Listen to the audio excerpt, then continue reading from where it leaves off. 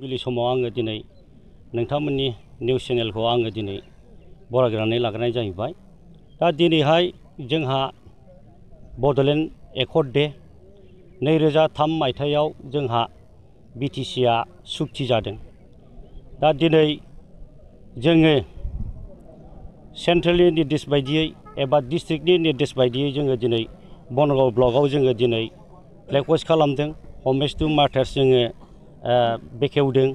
दा दिनैहाय जोङो बिटिसिआव जोंहा दिनै गोबांथार जोङो माखासे जोङो आयेन कानुन मोनदों। दिनै गाव गावनो सालायनो हानाय मोन्थाय मोनदों।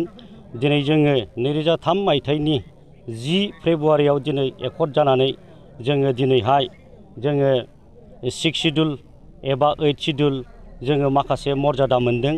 दा दिनैहाय जोङो बोसोरे जोङो पालन खालामो। दा 23थि जाबाय जोंहा बिटिसिखौ पालन खालामनाया। दा बेनि गेजेराव आङो नोंथांमोननि गेजेराव आङो खावलायनो नागिरदों। दा जोंहा बिपिएफ दोलोआ जोङो दिनै बिटिसि एकर्ड डेखौ जोङो पालन खालामदों। दा दिनै जोंहा फैगौ 2025 मायथाइयाव जानो गोनां बिटिसि इलेक्सननि सोमोन्दैबो जोङो नैबे दिनैहाय जोंनि नैबे एकर्ड डेखौ फालिनायजों लोगोसे जोङो सावरायदों। जाहाथे जोङो बोरैहाय जोंनि बङाइगाव समस्तियाव जोङो देरहासार जानो हागोन जोंनि बिजाथिया। दा बेनि सोमोन्दैबो जोङो बेवहाय जोङो माखासे गोबांथार जोङो सावरायनाय जादों। दा आङो बारा गोलावखौ आङो बुंनो साना। जोंहा दिनै बिटिसि एकर्ड डेआ जोंनि थाखाय जोबोद गोग्गाथाव। जोङो बे बिटिसि एकर्ड डेखौ जोङो बोसोरे बोसोरे जोङो पालन खालामबाय थागोन आरो। बेजों लोगोसे जोङो दिनैहाय जोंहानिफ्राय फ्लेग हस्ट खालामनायनि हाबाफारिया जोब्बाय। दा बेनिफ्राय जोङो बाइक रेलि लानाय जादों। दा जोङो नैबे बनरगाव जोंनि बनरगाव ब्लक जोंनि अफिसनिफ्राय जोङो दिनै देबरगाव सिमिटारियाव जोङो थांगोन। जोंहा माखासे सिमिटारियाव दिनै प्रग्राम दङ। बेवहाय कालचारनि प्रग्राम दङ, मिटिं जागोन। दा गोबांथार जोंनि माखासे दैदेनगिरि बिथांमोनहा माखासे गोबांथार बिबुंथि होगोन। दा जोङो बनरगाव नैबे जोंनि बनरगाव बिपिएफ अफिसनिफ्राय जोङो ओरै चन्द्रपाराजों थांनानै जोङो ओरै दिमलगावजों थांनानै जोङो दिनै सिमिटारियाव जोङो थांगोन। दा जोंना माखासे दैदेनगिरि बिथांमोनहा माखासे माखासे मिटिङाव माखासे गोबांथार गोनांथार खोथा बाथ्राफोर सावरायनानै होगोन आरो।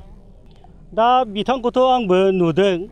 बिथाङा बुंदों सासे जेन'बा सिगाङाव इउथनिमोन। दाथ' बिथाङा जोंनि नैबे बनरगाव समस्तियाव बिपिएफआव बेहा इउथआव जोंहा दिनै बेहा पर्टफलिय' गैया। दा बिपिएफ बनरगाव ब्लकनि इउथनि आफादगिरि होनोबा आंसो आफादगिरि। दा बिथाङा माखौ लानानै जेन'बा गावहा जोंनि बनरगाव समस्तिनि सिङाव थानाय इउथफोरखौ गावदि लांगोन होनदों, बेयो माखासे गावनि बाथ्रा जानो हागौ। गावखौ हाइलाइट खालामनानै लानानैबो बुंनो हागौ बिथाङा। दाथ' गावहाथ' थांदों बिजेपि दोलोआव। दा बिथाङा माखासे गावनि पार्सनेल इन्टारेस्टआवबो गाव थांनोबो हागौ। दा बिथांखौथ' जों मा बुंनो, नङा होमबा? दा जोंनि इउथनि गथ'फ्राथ' दिनै थाङाखै बिजेपि दोलोआव। सोरबा साफा सानै थांनो हागौ, साफा सानै बे गावबा पार्सनेल इन्टारेस्टआव थांनो हागौ आरो।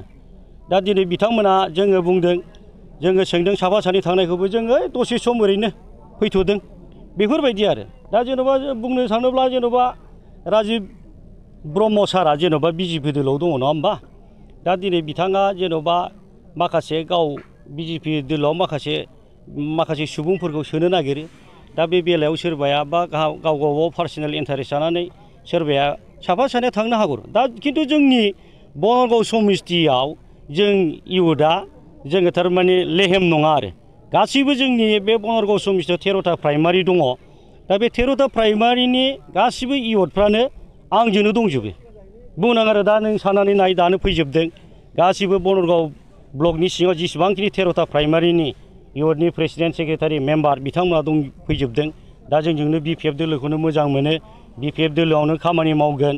दा दिनै बिथाङा माखासे गावखौ हाइलाइट लानानै एबा एनकारेज खालामनानै जेन'बा गावखौ दिनै बनरगाव ब्लकनि इउथफ्रा गावजों थांजोबो होनदों।